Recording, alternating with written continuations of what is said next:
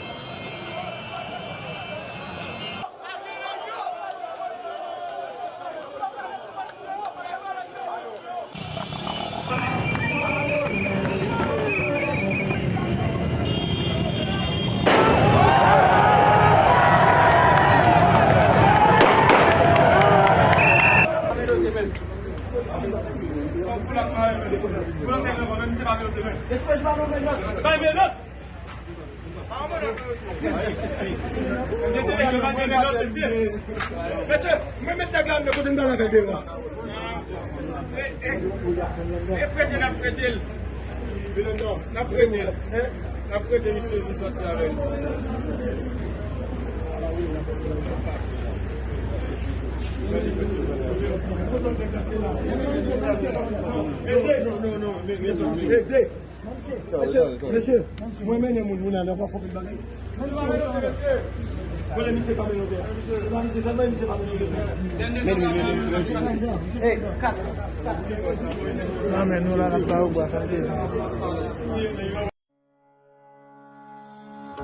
Como respuesta a las múltiples necesidades de la industria, Tracemark Technologies surge como empresa dominicana de desarrollo tecnológico, especializada dentro de los diversos campos de la ingeniería, mecánica, electrónica, software y automatización, que apunta a la mejora y a la eficientización de procesos, con el objetivo de impulsar el avance social e industrial de nuestro país en vía de desarrollo.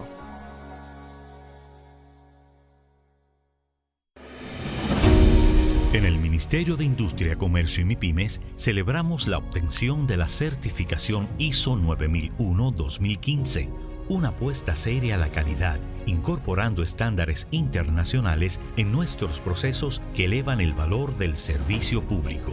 Estamos dando pasos históricos hacia la transparencia y la eficiencia.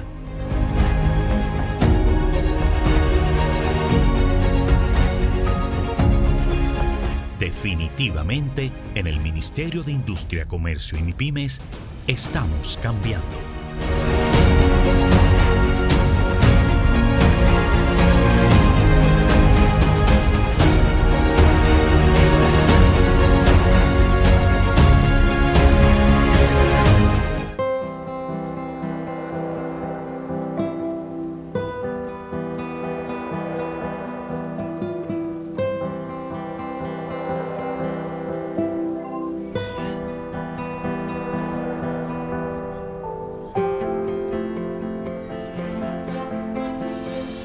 Hay cosas que hacen historia en nuestras vidas. Por eso, estamos creando las condiciones para que puedas salir a trabajar y progresar. Sabemos que tener un buen empleo significa mucho para ti. Ya estamos vacunando. Ahora vamos por 1 millón de empleos. Juntos, hagamos historia. Estamos cambiando. La lucha contra la corrupción, una visión clara del presidente Luis Abinader, no solo está generando frutos en el país, sino que ha logrado notoriedad internacional. La American Society Council of Americas y Counter Risk lanzó por tercera ocasión el ranking de capacidad para combatir la corrupción, publicado en Agencia EFE. En este tercer estudio se evidencia que República Dominicana mejoró del 13 al 10 su capacidad para combatir la corrupción. En el 2020 el índice era de 3.26 y con la gestión del gobierno del presidente Luis Abinader ascendió a 4.38. De acuerdo al índice CCC 2021 presentado en Londres, el combate contra la corrupción en América Latina decreció durante el 2020 a consecuencia de la pandemia, pero en República Dominicana avanzó. El documento explica que el país se posicionó en una franca mejoría al darse avances significativos en la categoría de capacidad legal, gracias al impulso del presidente Luis Abinader en la lucha contra la corrupción. Es evidente que estamos cambiando. Bajo el sol caribeño de la República Dominicana, se tejen inspiradoras historias que mueven a millones de dominicanos y dominicanas a ser creativos y abrir las puertas a nuevas oportunidades. Ahí, donde el Ministerio de Industria, Comercio y MIPYMES se erige con un rol protagónico como pieza clave de la reactivación económica. Hoy es un buen momento para ser más honrado, para ser un niño, para acercarte, para ponerte en movimiento, para decirle que sí, para dejarte llevar, para perder el miedo, para empezar, para cambiar.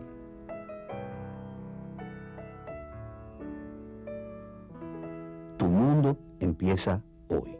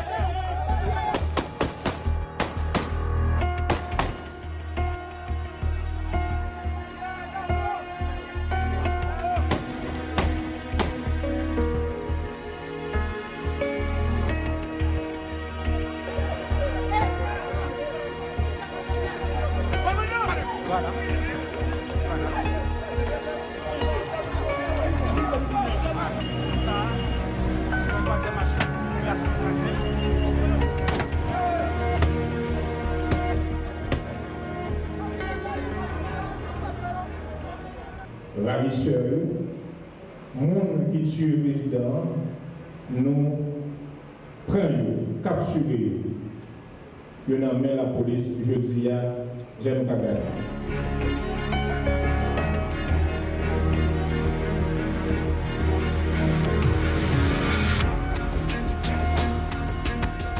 Le 26, nous récupérons 15 élèves. Le 26 colonels, nous identifions les passeports, les ressortissants de la Colombie. Et les deux Haïtiens américains.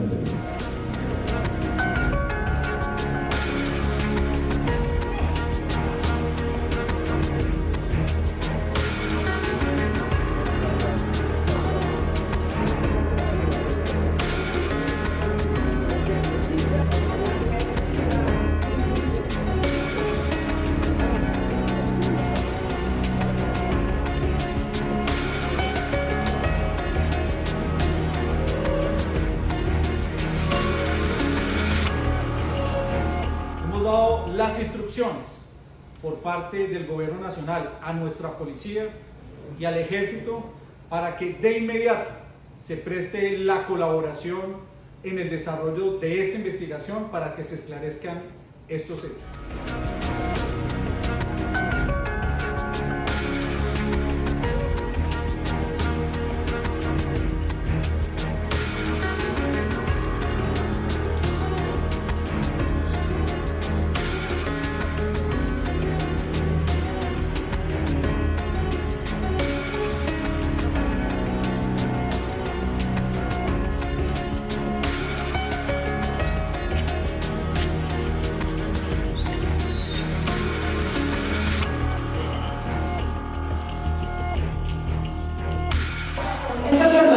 Las autoridades confirmaron que fueron 15 los colombianos capturados que estarían relacionados con el magnicidio del presidente de Haití.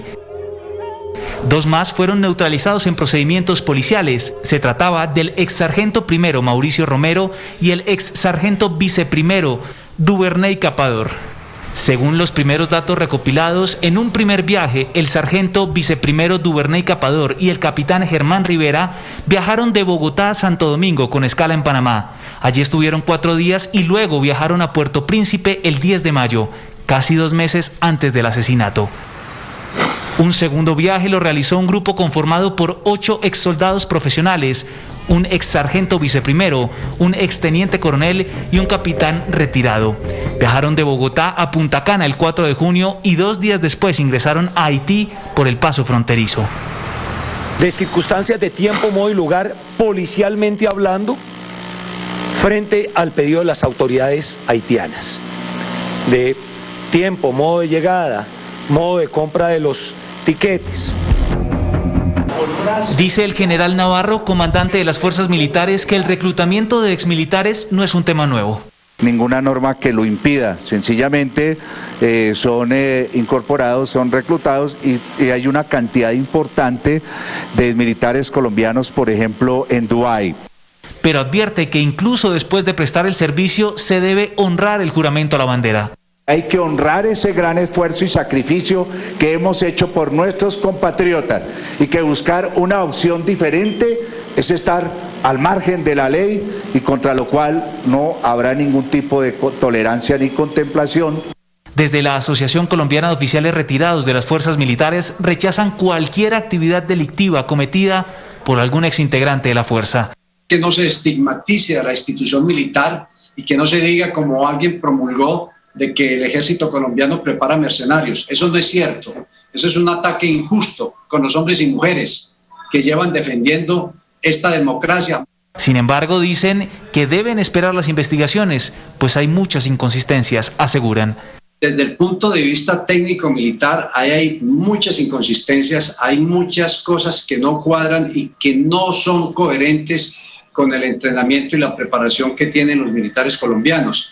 Eso nos ha hecho dudar desde el principio mucho de la realidad de lo que sucedió. Explica el coronel retirado que muchos oficiales colombianos son contratados por empresas internacionales de seguridad después de salir de la fuerza, pero siempre en actuaciones legales. Que habría participado en el asesinato del presidente de Haití. ¿Y por qué recalco el habrían? Porque ha surgido en las últimas horas otra versión en donde se asegura que el grupo de colombianos habría sido contratado por gente cercana al propio gobierno de Haití con 2 propósitos claros: ir a prestar seguridad a algunos barrios de clase alta que están siendo castigados por bandas de secuestradores en ese país, específicamente en Puerto Príncipe, y también para cuidar a la familia presidencial. Entonces aquí estamos frente a 2 hechos que las autoridades tendrán que aclarar. Incluso déjeme confirmarle una primicia de la Unidad Investigativa del Tiempo, y es que Colombia no solamente está aportando información sobre la identidad de los colombianos, sino que además va a enviar a personal de la Interpol Colombia, de la DIPOL, la inteligencia de la policía colombiana, y también de la Dirección Nacional de Inteligencia a apoyar la investigación. Este sería el 4º país que se une a la indagación por el magnicidio del presidente haitiano. Así que estamos frente a 2 panoramas. Una versión en la que acusan a los colombianos de haber sido reclutados para hacer parte del comando que fue a asesinar al presidente. Y otra más en donde dice que incluso los colombianos llegaron a la residencia presidencial casi una hora y media después de que había ocurrido el magnicidio. Pero hay todavía piezas que no encajan. Por ejemplo, ¿por qué no hubo intercambio de disparos entre ese grupo de supuestos mercenarios colombianos y los anillos de seguridad de la presidencia de la República?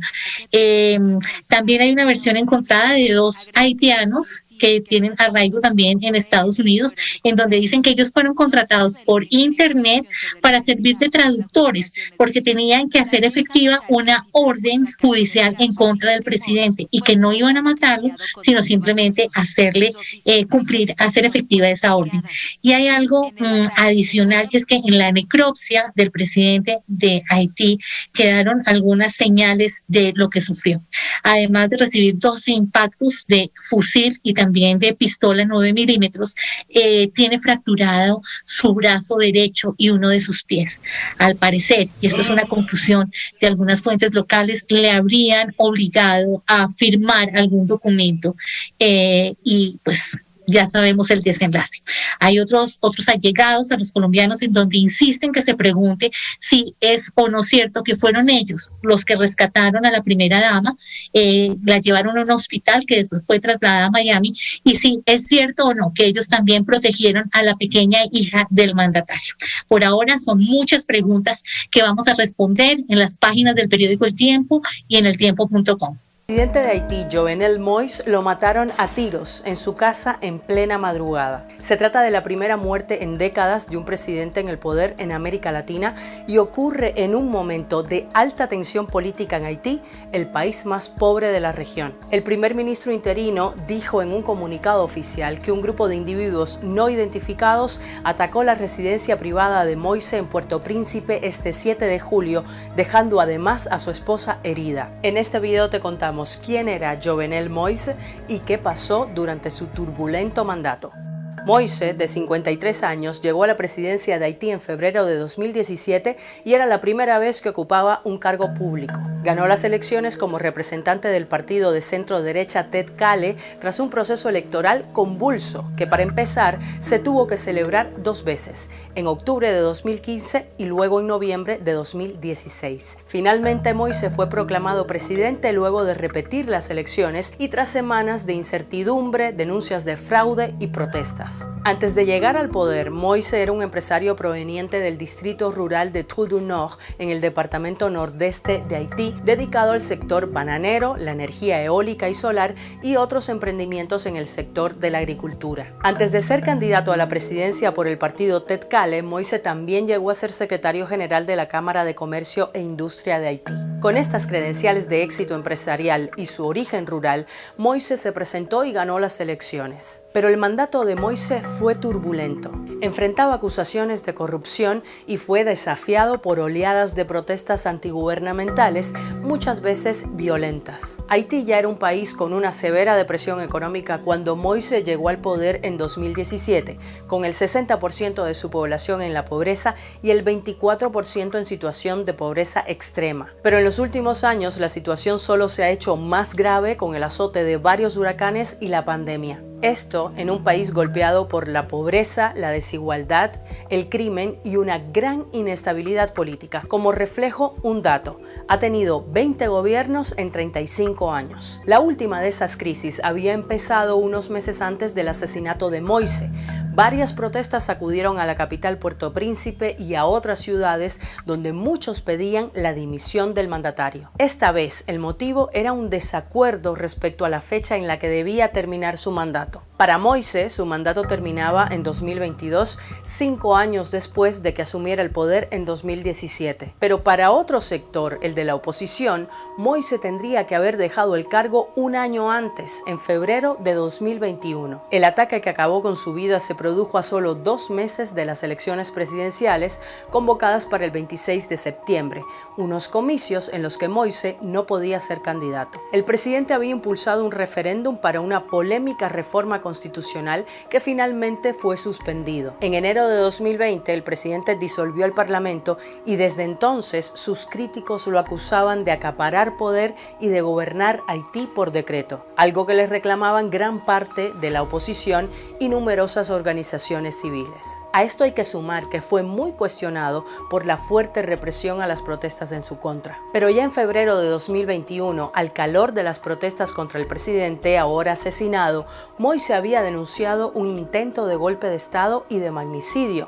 asegurando que había una gran conspiración en su contra para eliminarlo físicamente. Moise había acusado a un grupo de familias y empresarios vinculados al sector eléctrico de intentar asesinarlo. Pero si bien todo esto ya había hecho a muchos calificar la situación como la mayor crisis política en Haití, el asesinato de Moise en medio de la madrugada por parte de un comando no identificado eleva la crisis a un peligroso nivel. Además de un hecho inédito, este magnicidio siembra un oscuro precedente para la ya golpeada democracia haitiana.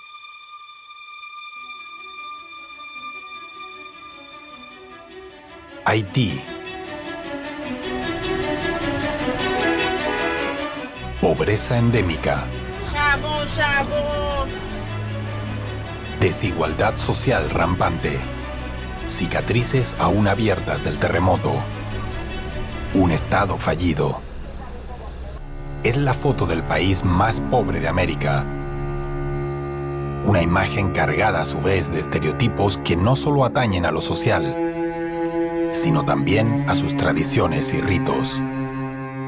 Una de sus señas de identidad, el vudú, siempre ha conocido el descrédito tanto dentro de las fronteras del país como en el extranjero.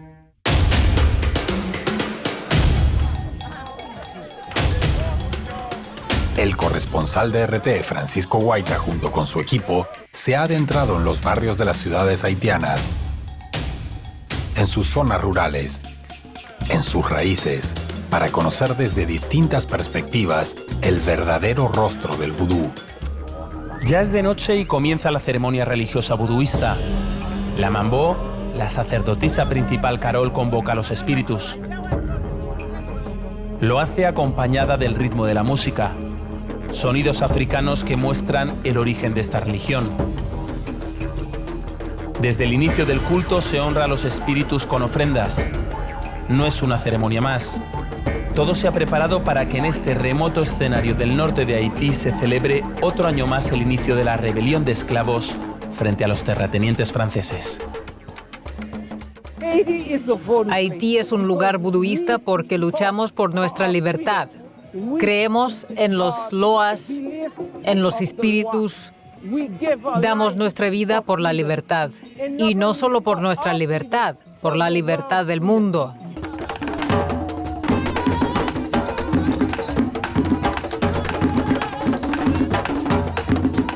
El vudú está ligado a la esclavitud y a la vez a la insurrección. Surge en Haití en el siglo XVIII como una religión emancipadora ante la represión del colonialismo francés. Un grito para decir basta a la esclavitud. Los esclavos poco a poco se fueron organizando, se fueron escapando del control de sus colonos, se juntaban en este preciso lugar. Aquí acordaron cómo rebelarse. Fue en una noche así hace más de 220 años. Este es el día en que nuestros ancestros decidieron liberarse. Es el día en que los haitianos se liberaron. Es el día en que decidieron dejar de ser esclavos. Después de algunas ofrendas, los espíritus se hacen presentes en el cuerpo de algunos religiosos. Se introducen en la mente de hombres y mujeres. Están poseídos. Entran en trance.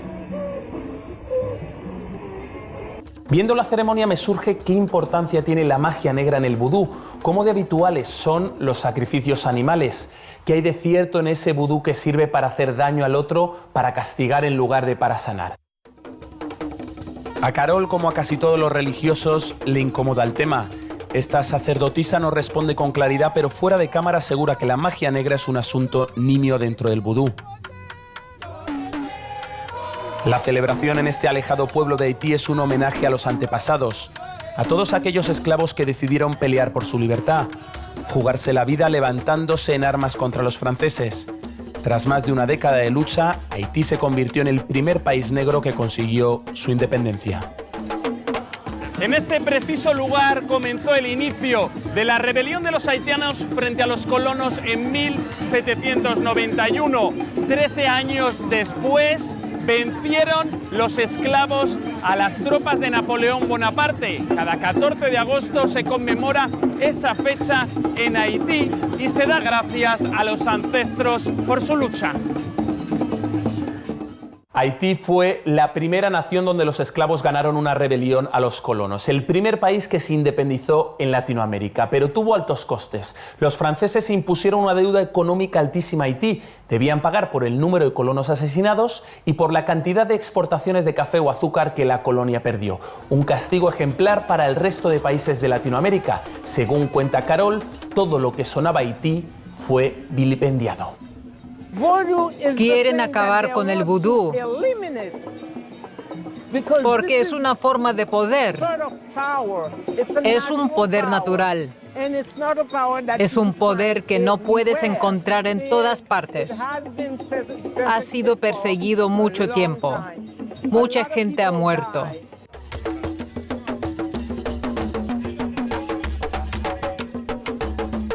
Desde la independencia, el vudú ha estado perseguido por realizar culto a Satán. Durante más de un siglo, este tipo de ceremonias fueron desacreditadas. No solo eso, los vuduistas en el siglo XIX fueron llevados a prisión por brujería y magia negra. En el siglo XX, sus devotos eran calificados de caníbales.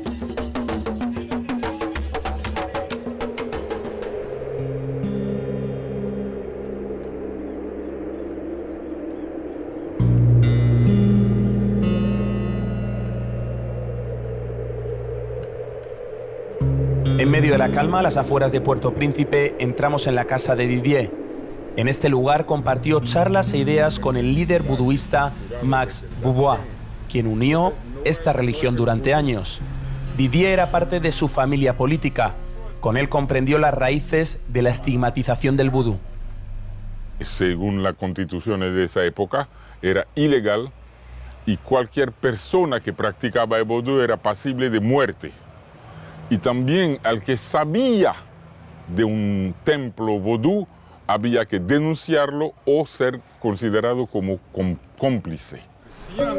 En su relato, Didier subraya el papel negativo de la Iglesia Católica en ese proceso de casi 2 siglos de desprestigio, de ataques hacia el vudú, hacia quienes lo profesaban. Esa difamación fue tan directa como extensa en el tiempo. El concordato con la Iglesia Católica del Vaticano de 1860 decía claramente que el vudú era Satanás y había que perseguirlo. Pero el ataque ni mucho menos ha venido solo por parte de la Iglesia Católica, desde la clase dominante de Haití hasta el mismo cine de Hollywood que ha popularizado el muñeco atravesado por agujas o los mismos zombies. En las últimas décadas, los protestantes evangelistas han sido muy virulentos en sus ataques. En 1986, las sectas protestantes hostigaron al vudú y llegaron a matar a miles de personas. Cuando el cólera, los protestantes dijeron que fue el vudú que trajo el cólera. Y cuando el terremoto, dijeron también que fue el vudú que trajo al terremoto. Cualquier pretexto.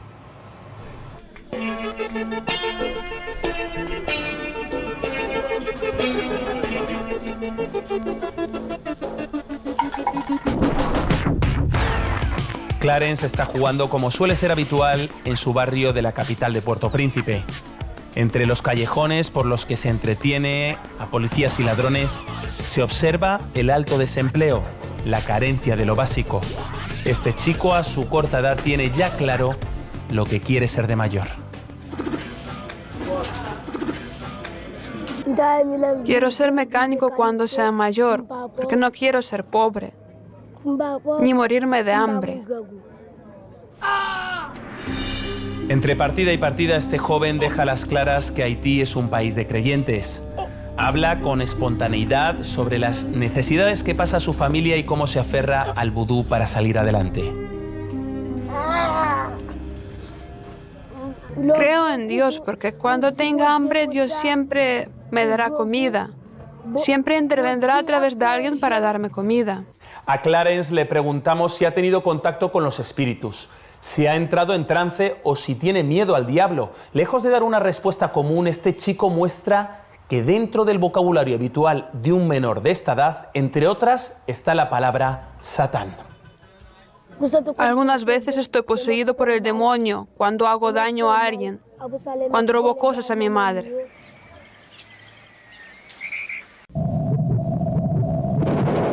El asesinato de periodistas le arrebata a usted el derecho a la información.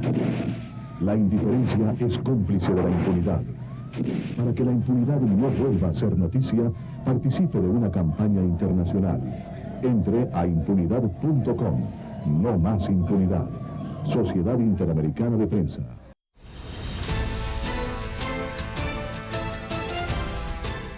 Hoy hemos avanzado décadas en la República Dominicana. Hoy ese Ministerio Público no responde a objetivos políticos.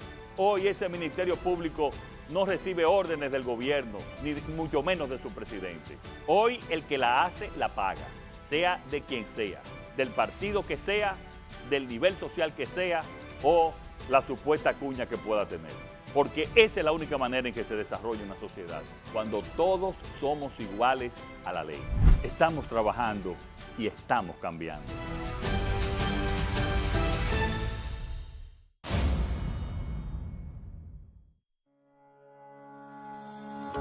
Como respuesta a las múltiples necesidades de la industria, Tracemark Technologies surge como empresa dominicana de desarrollo tecnológico, especializada dentro de los diversos campos de la ingeniería, mecánica, electrónica, software y automatización, que apunta a la mejora y a la eficientización de procesos con el objetivo de impulsar el avance social e industrial de nuestro país en vías de desarrollo.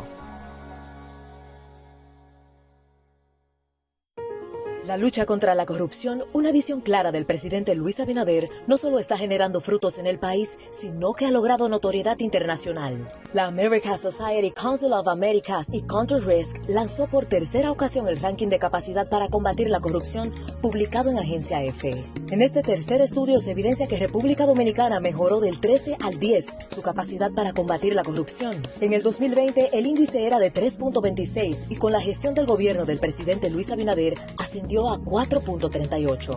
De acuerdo al índice CCC 2021 presentado en Londres, el combate contra la corrupción en América Latina decreció durante el 2020 a consecuencia de la pandemia, pero en República Dominicana avanzó. El documento explica que el país se posicionó en una franca mejoría al darse avances significativos en la categoría de capacidad legal, gracias al impulso del presidente Luis Abinader en la lucha contra la corrupción. Es evidente que estamos cambiando.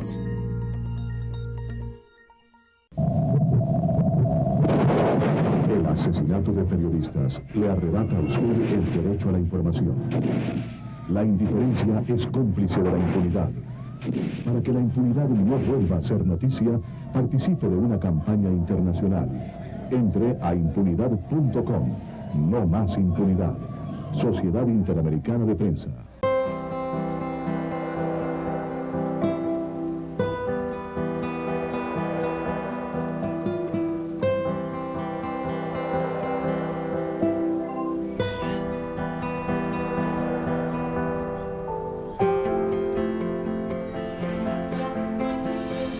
Hay cosas que hacen historia en nuestras vidas.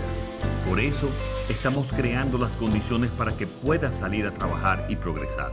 Sabemos que tener un buen empleo significa mucho para ti. Ya estamos vacunando. Ahora vamos por 1 millón de empleos. Juntos, hagamos historia. Estamos cambiando.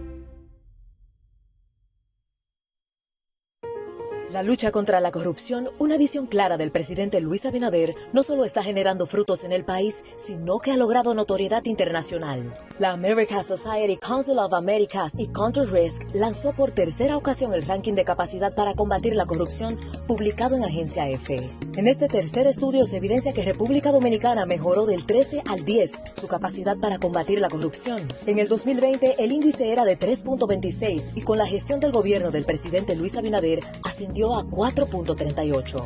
De acuerdo al índice CCC 2021 presentado en Londres, el combate contra la corrupción en América Latina decreció durante el 2020 a consecuencia de la pandemia, pero en República Dominicana avanzó. El documento explica que el país se posicionó en una franca mejoría al darse avances significativos en la categoría de capacidad legal, gracias al impulso del presidente Luis Abinader en la lucha contra la corrupción.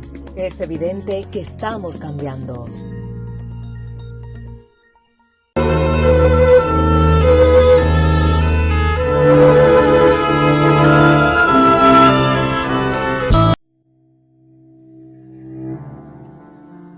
¿La conoces?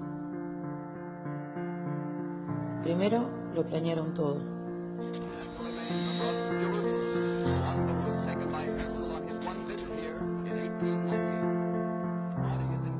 Después invadieron su territorio.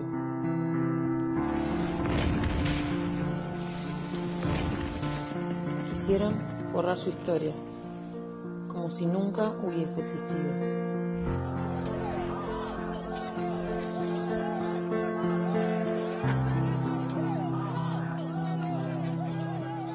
Más tarde, se desató el exterminio.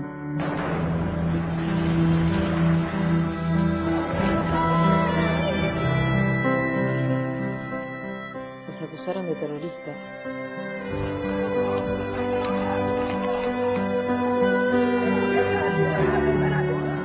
Los encerraron detrás de un muro. Y mataron a sus hombres, mujeres y niños.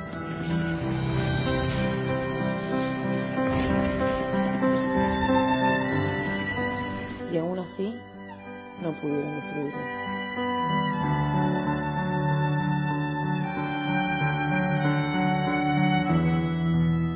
¿La conoces? Se llama Palestina. Y ya casi no queda nada de ella.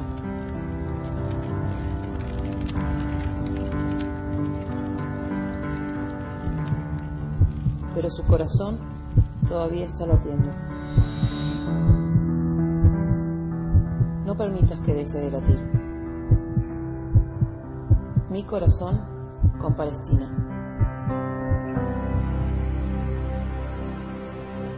An-Nur TV.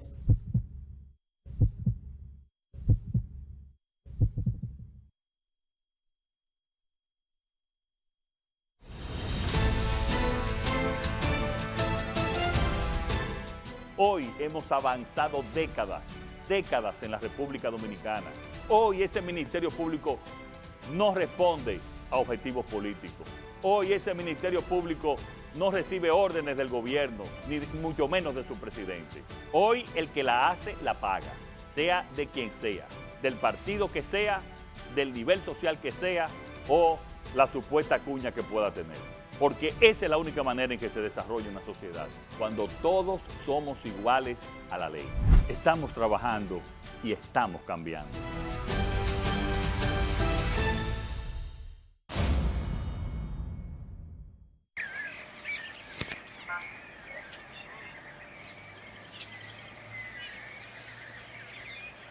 El rol de los sacerdotes buduistas cobra mucha importancia en las zonas desfavorecidas, allí donde el gobierno no llega. El guía espiritual está pendiente de los múltiples problemas de sus vecinos. Los sacerdotes parten de esa cosmovisión que infunde el buduismo. Los religiosos actúan como jueces de paz, como psicólogos o curanderos. Joseph era conductor de profesión, sin embargo, hace unos años sintió una llamada. Se fue a la capital y allí se formó como sacerdote. Además, aprendió medicina natural. En mis sueños fue como aprendí y me di cuenta de un montón de cosas. Entonces me vi obligado a usar esos sueños. Este es el lugar donde vive Joseph y donde también trata a sus pacientes. El sacerdote prefirió no acompañarnos para que las enfermas no se sintieran forzadas, para que las entrevistas fueran más libres, nos dijo. Nos acompaña su mujer, que también cuida de las pacientes. Una de ellas es Marie. Lleva semanas en este lugar. Explica que sufría importantes dolores, insoportables. Fue primero al hospital, pero su enfermedad no remitía. Los médicos no daban con el diagnóstico ni tampoco con la solución. Sentía muchísimo dolor. Estaba a punto de morir. Vine aquí y en cuanto empecé a recibir la medicación, comencé a sentirme mejor. Una historia muy similar tiene Tika. Fue internada en un hospital por su enfermedad durante días, pero los médicos no encontraban cura. Todos los medicamentos que recibía no funcionaban. Sentía que iba a morir. Entonces cayó en las manos del sacerdote Joseph y desde entonces ha sentido una mejoría enorme. Sí, prefiero a los sacerdotes que a los médicos porque cuando estaba enferma gasté mucho dinero en doctores. Incluso fui hospitalizada y al final me mandaron a casa. Entonces, llegué aquí. Yo confío en él porque ahora me puedo levantar y andar. El precio de este tratamiento para un haitiano es caro. Supone un esfuerzo extraordinario para recuperarse de su enfermedad. En medio de la charla analizaba la situación que se vivía allí en ese lugar. Un conductor de vehículos que se hizo sacerdote buduista. Unas mujeres con dolores intensísimos que prefieren ser atendidas por el propio Joseph que por médicos profesionales. Una historia que puede generar escepticismo, pero que se repite en numerosas ocasiones en Haití.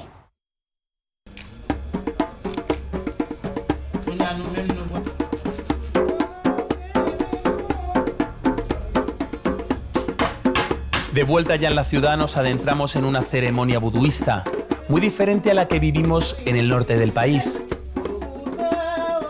Esta se da en medio de la capital, pero sobre todo es un ritual sin ninguna celebración especial, sin ningún motivo extraordinario más allá que el de acudir a los loas, mitad espíritus, mitad santos, para pedir resguardo, protección, para que todo salga bien.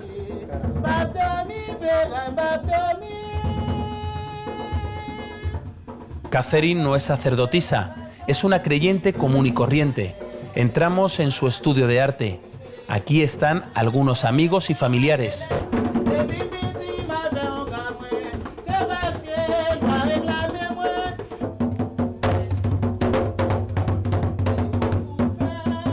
Queremos conocer el vudú más cotidiano, menos protocolario, el que practica una trabajadora como Catherine.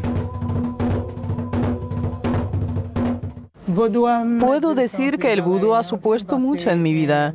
Además, me ha dado protección.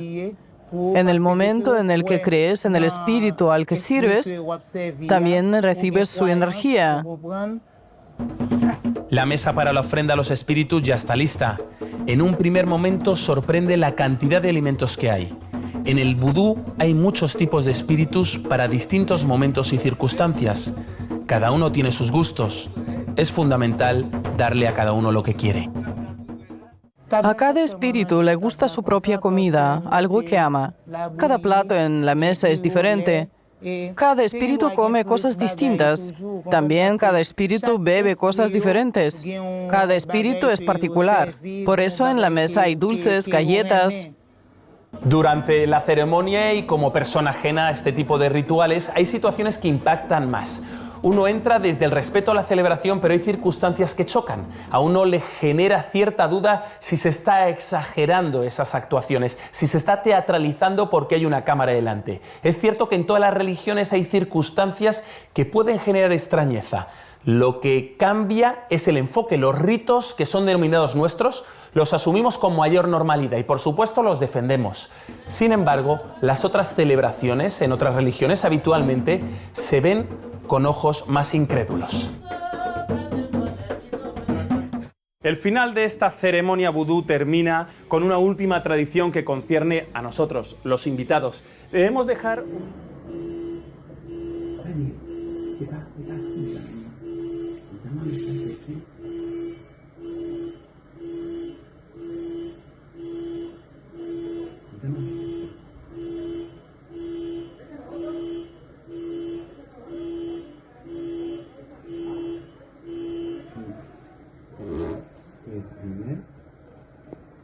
A finales del siglo XV, es decir, en el año 1492, España descubre el continente al que luego se le llamó América.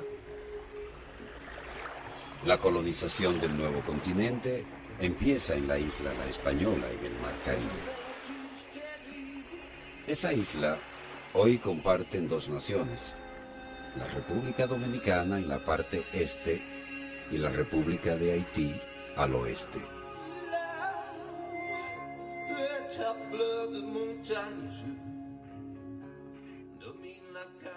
¿Cómo y por qué se inicia lo que sería la futura República de Haití?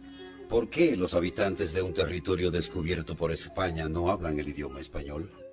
¿Qué eventos originarios ocurrieron para que la parte occidental de la isla se convirtiera primero en colonia francesa y luego en la futura República de Haití?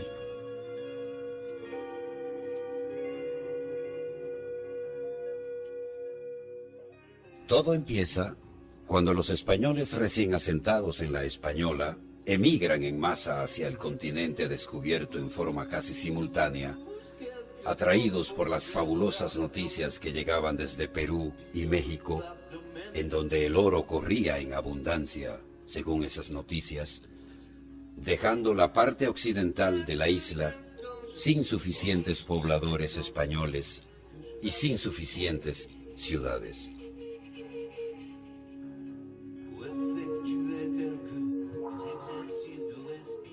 El interés de los colonizadores españoles por la isla fue breve y la atracción de los vastos territorios continentales fue irresistible y casi inmediata. Así, la parte occidental de la Española no llegó a poblarse lo suficiente y la falta de ciudades y de pobladores españoles en esa parte occidental es aprovechado por aventureros, corsarios, piratas, bucaneros y filibusteros provenientes de países hostiles a España, como Francia, Inglaterra y Holanda.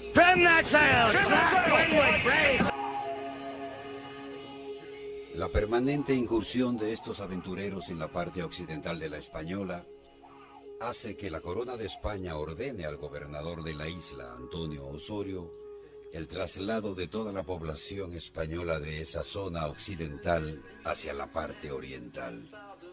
Este evento, ocurrido en 1605 y 1606, facilita aún más el asentamiento ilegal de aventureros en la parte occidental de la Española.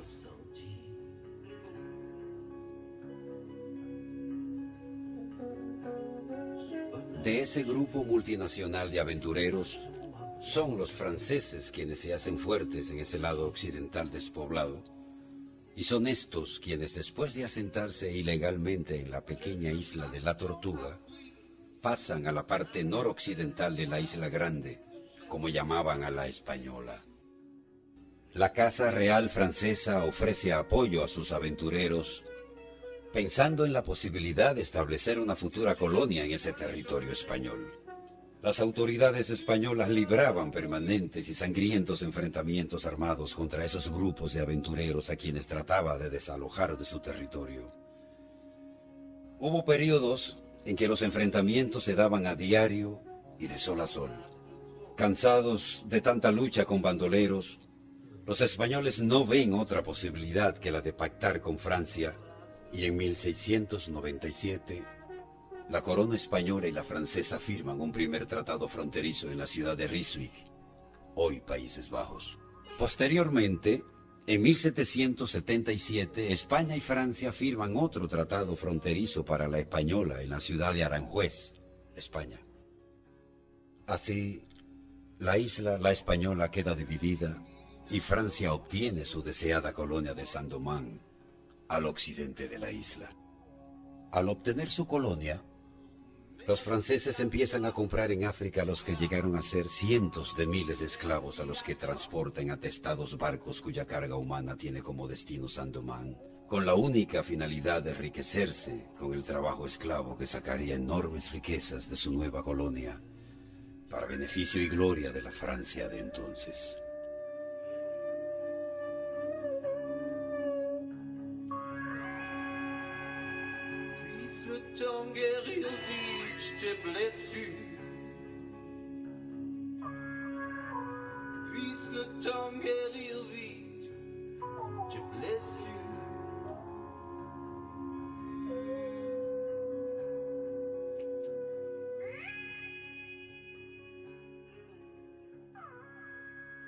Pero el 14 de julio de 1789, estalla en Francia la Revolución Francesa con la toma de la Bastilla, y este evento llevará a cambios radicales en Saint-Domingue.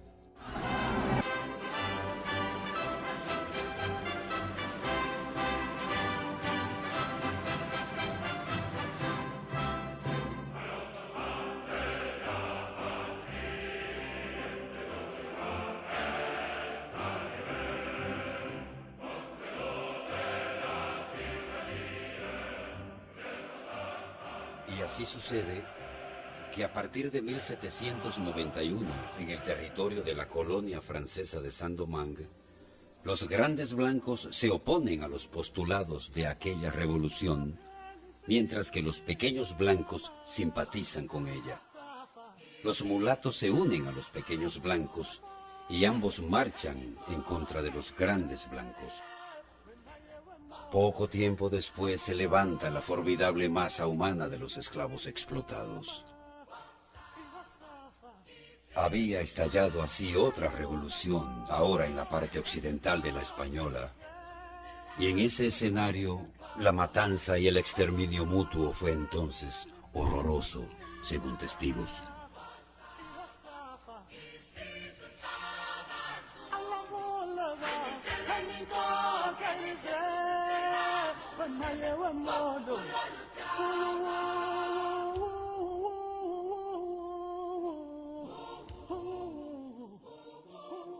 Entretanto, en España, las vecinas tropas de la revolucionaria Francia han invadido parte del territorio español y el rey de España traspasa a los franceses su colonia española de Santo Domingo a cambio de la desocupación de su territorio. Esa cesión se oficializa con la firma de un tratado el 22 de julio de 1795 en la ciudad suiza de Basilea. En la isla, el líder rebelde Toussaint Louverture invade el territorio de la colonia española cedida a Francia sin el consentimiento de los franceses, y entonces Napoleón Bonaparte, quien había tomado el poder en Francia en 1799, envía a su cuñado Emmanuel Leclerc para desalojarlo. Leclerc muere en La Tortuga en 1802 a causa de la fiebre amarilla. En 1804, los triunfantes líderes rebeldes de Saint-Domingue declaran su independencia de Francia, proclamando el territorio emancipado con el nombre de República de Haití. Así, el 1 de enero de 1804, el nombre Haití, palabra propia de los desaparecidos nativos de la isla La Española, empieza a utilizarse para identificar a la nueva república. El resto es historia republicana de esa nación caribeña.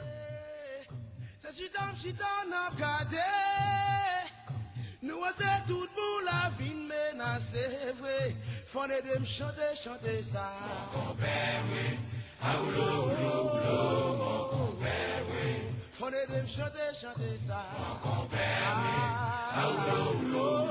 compère. Mon joulo, mon joulo, mon joulo. Mon compère, fondé dem chanter ça. Mon compère,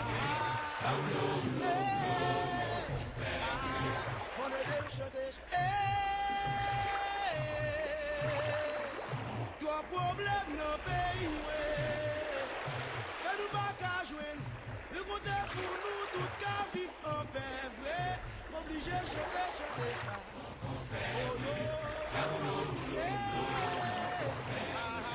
m'obligé chanter ça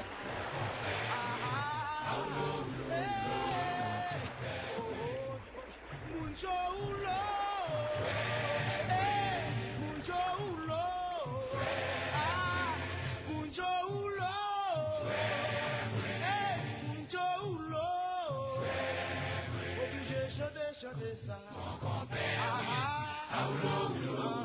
mon compère, m'obligé chanter ça. Mon compère, Usted está viendo un canal libre e independiente.